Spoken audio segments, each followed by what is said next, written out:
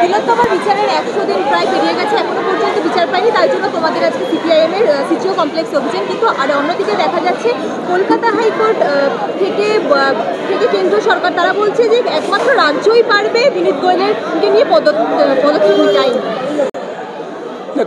রাজ্য কেন পারতে যাবে? এই যে পুলিশ অফিসারকে গ্রেপ্তার করেছে রাজ্য অবশ্যই পারবে, কিন্তু রাজ্য ছাড়া আর কেউ পারবে না। যে পুলিশ অফিসারকে গ্রেপ্তার করেছে তাকে সিবিআই গ্রেপ্তার করেছে, রাজ্য তো কোনো ব্যবস্থা নেয়নি টালার ওসির বিরুদ্ধে, নিয়েছে তো সিবিআই। তো সেরকম যদি বিনীত গোয়েলের কোনো ইনভলভমেন্ট থেকে থাকে, যা কিনা আছে তার অসংখ্য প্রমাণ রয়েছে বা সন্দেহ করার কারণ রয়েছে, তাহলে সিবিআই পারে না গ্রেপ্তার করতে। আজ বিকেল 5টার সময় এসআইটি গঠন হয়েছিল, বিনীত গোয়েল সহ তার জয়েন্ট সিপি ক্রাইম থেকে শুরু করে 4 জন, মানে 6 জনের সিট এসআইটি, তার মধ্যে 4 জন আইপিএস অফিসার। তো তারপরে খালি একজন ওসি, তার একার কথায় সব কিছু হয়েছে, প্রমাণ লোপাট হয়েছে, সব কিছু হয়েছে। বাকি যারা আইপিএস অফিসার তাদের কোনো নির্দেশ ছিল না। ইন্দিরা মুখার্জির মতো একজন আইপিএস প্রেস কনফারেন্স করে অভিজ্ঞ তৃণমূল নেতা তাকে ফিঙ্গারপ্রিন্ট এক্সপার্ট বলে চালানোর চেষ্টা করলো। কেন চেষ্টা করলেন? আজকে পর্যন্ত ডেকে জিজ্ঞেসটা পর্যন্ত করলো না সিবিআই। মানে হতে পারে কোনো কারণ ছিল, এটা বলার উদ্দেশ্য ছিল, কী ছিল আমরা জানি না। অন্ততপক্ষে ডেকে যে ভদ্রমহিলাকে জিজ্ঞেস করবে যে আপনাকে কে বলেছিল একজন তৃণমূল নেতাকে ফিঙ্গারপ্রিন্ট এক্সপার্ট বলে, আপনার কী স্বার্থ ছিল চালানোর, তাকে প্রশ্নটুকু করলো না। তো রাজ্য তো বিচার করবে না, রাজ্য তো ন্যায় করবে না, এটা জেনেই লোকে সিবিআই চেয়েছিল। তারপরে যদি সিবিআই বলে যা করা রাজ্য করবে, তাহলে ওরা কি পশ্চিমবাংলায় এখানে বেড়াতে এসছে? এখানে শিয়ালদা কোর্ট থেকে সঞ্জয় রায়কে বের করা হচ্ছে এবং তার যা অতীত, তাকে এরকম প্রিজন ভ্যান চাপে একের পর এক বিস্ফোরণ নাম তার মুখ থেকে শোনা গেল। এবার দেখা গেল পুলিশ তার সামনে ব্যারিকেডের মতো দাঁড়িয়ে পড়লো, তাকে কোনো কথা বা চিৎকার করতে দেওয়া হলো না। দেখুন, এর আগে যখন কুণাল ঘোষের ক্ষেত্রে এই একই জিনিস ঘটেছিল, তখন আমরা বুঝেছিলাম যে কুণাল ঘোষ যেহেতু মমতা বন্দ্যোপাধ্যায়ের দুর্নীতি নিয়ে, শারদায় মমতা বন্দ্যোপাধ্যায়ের দুর্নীতিতে ইনভলভমেন্ট নিয়ে কথা বলছে, সেহেতু তাকে চুপ করানোর প্রয়োজন। আজকে সঞ্জয় রায়কে কেন চুপ করানোর প্রয়োজন হচ্ছে? তার মানে সঞ্জয় রায় যে ক্রাইমটা করেছে, সেই ক্রাইমে মমতা বন্দ্যোপাধ্যায় বা তার দলের লোকেদের মাথাদের ইনভলভমেন্ট রয়েছে, সেইটাকে চাপা দেওয়ার জন্য। এক্ষেত্রে দেখুন, সঞ্জয় রায় যদি মিডিয়াকে বলতে না পারে, আমরা আশা করব আদালতে কথাগুলো বলবে এবং আপনাদের সংবাদ মাধ্যমের মাধ্যমে সেই কথাগুলো মানুষ এমনি জানতে পারবে। কিন্তু এই যে পুলিশ চেষ্টা করছে সঞ্জয় রায়ের কথাগুলো যাতে সাধারণ মানুষ জানতে না পারে, এর থেকে আমাদের যেটা আশঙ্কা হচ্ছে, সেই আশঙ্কাটা তো অত্যন্ত যন্ত্রণার। যে শেষ পর্যন্ত এই দিনও দেখতে হবে যে রাজ্যের একজন মুখ্যমন্ত্রী, তিনি দুর্নীতিগ্রস্ত চোর মুখ্যমন্ত্রী, এই অবধি আমরা জানতাম, কিন্তু তার ইনভলভমেন্টে এই দুর্নীতি চলার পরে কোনো মেয়ে সেটা জানতে পেরেছিল বলে তাকে চুপ করিয়ে দেওয়ার চেষ্টা হয়েছে এইভাবে, তাকে ধর্ষণ করে খুন করিয়ে।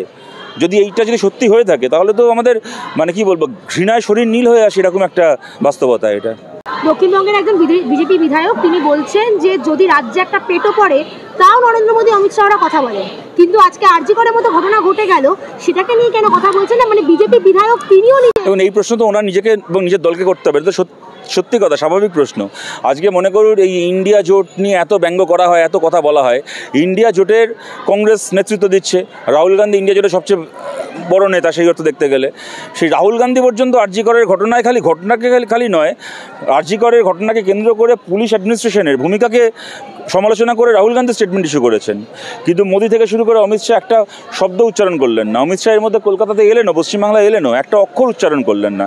সুতরাং এরপরে যদি কারোর বুঝতে বাকি থাকে যে মমতা বন্দ্যোপাধ্যায়কে চটাতে ওরা পারবে না, আরএসএস চায় না, বিজেপি চায় না চটাতে, তাহলে আর কি থাকলো বলুন? এবং এটা ঘটনা এর আগে 303 জন এমপি নিয়ে যখন বিজেপি সরকার চালিয়েছে, তখন যখন তারা কিছু করতে পারেনি, আজকে 240 জন এমপি নিয়ে একটা কি বলবো মাইনরিটি গভর্নমেন্ট, তারা তো এমনি কিছু করতে পারবে না। মমতা বন্দ্যোপাধ্যায়ের মতো এরকম ওই লাইনের মাঝখানে দাঁড়িয়ে থাকা, মাঠের মাঝখানে দাঁড়িয়ে থাকা দলের উপর এটা আরও বেশি করে নির্ভরশীল।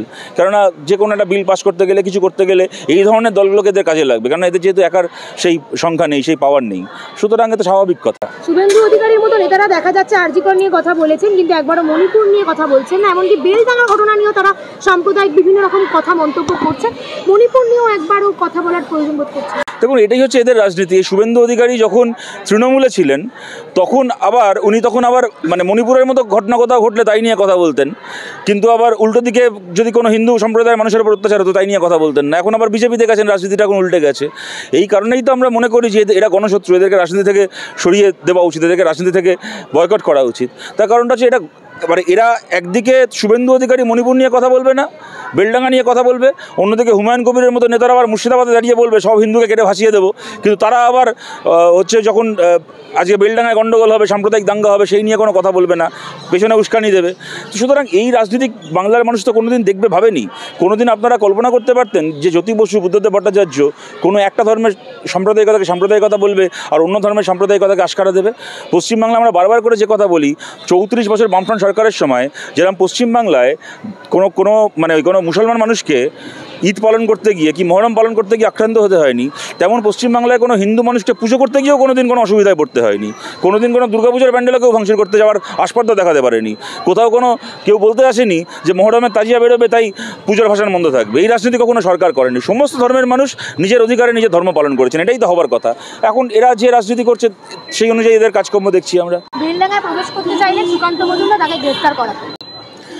দেখুন, আমি জানি না উনি ওখানে কি ব্যাপার না ব্যাপার, তবে এইটুকু বলতে পারি দুটো কথা এখানে। এর আগে যখন নৈহাটি থেকে শুরু করে হাজিনগর থেকে শুরু করে বিভিন্ন জায়গায় সাম্প্রদায়িক দাঙ্গা ঘটেছে, সারা দেশের মানুষ জানে যে বামপন্থীরা যাই করুক না কেন, বামপন্থীরা কোথাও দাঙ্গা উস্কাতে যায় না, তারা দাঙ্গা থামাতে যায়। আমাদের অতি বড় বিরোধী সেটা জানে।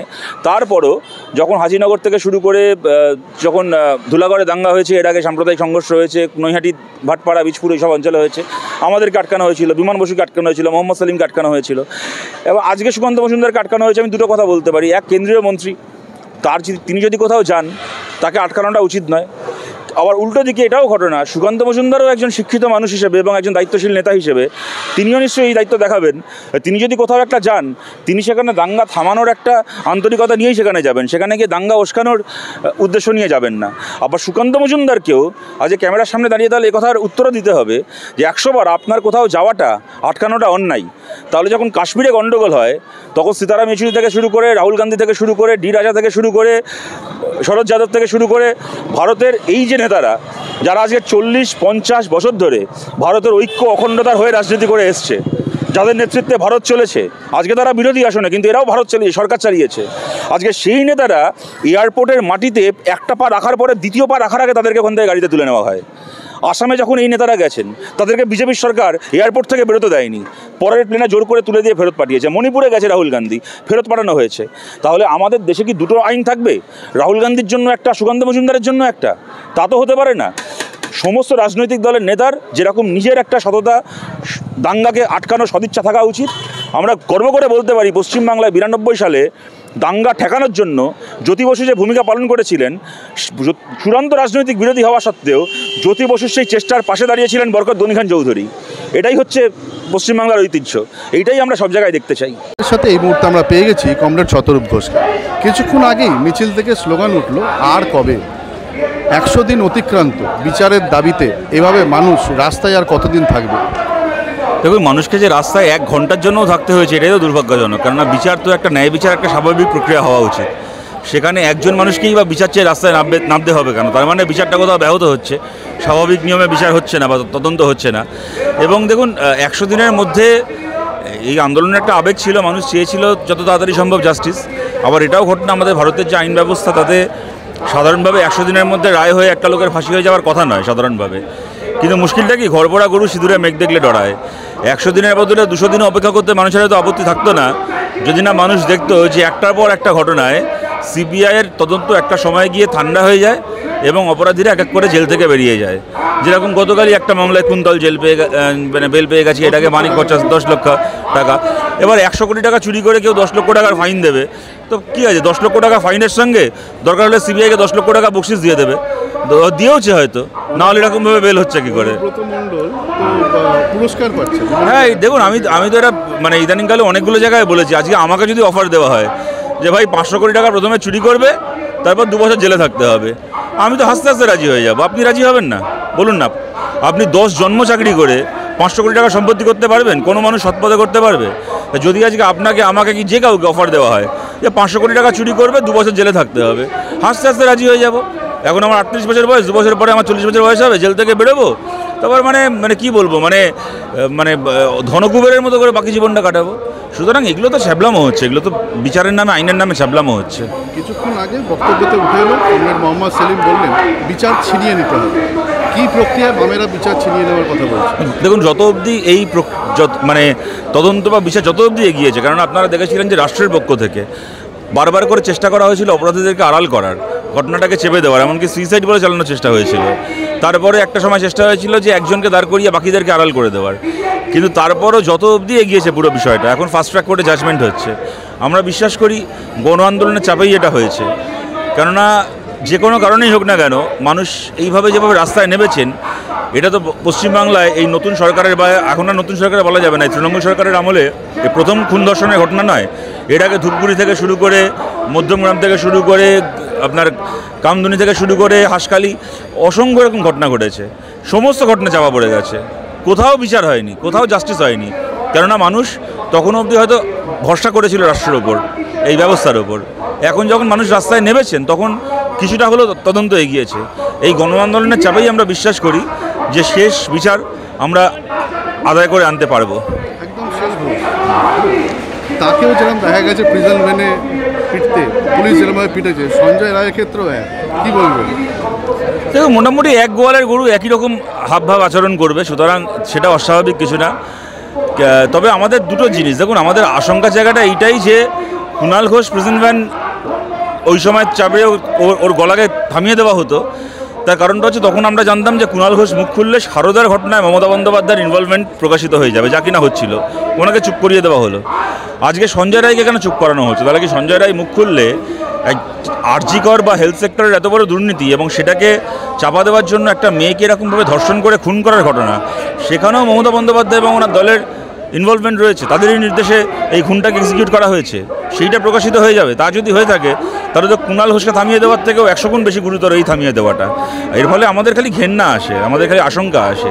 তার বাইরে আমি ব্যক্তিগতভাবে ওনাকে নিয়ে কথা বলতে, মানে সময় নষ্ট করতে চাই না, কারণ উনি এখানে অতটা গুরুত্বপূর্ণ নন।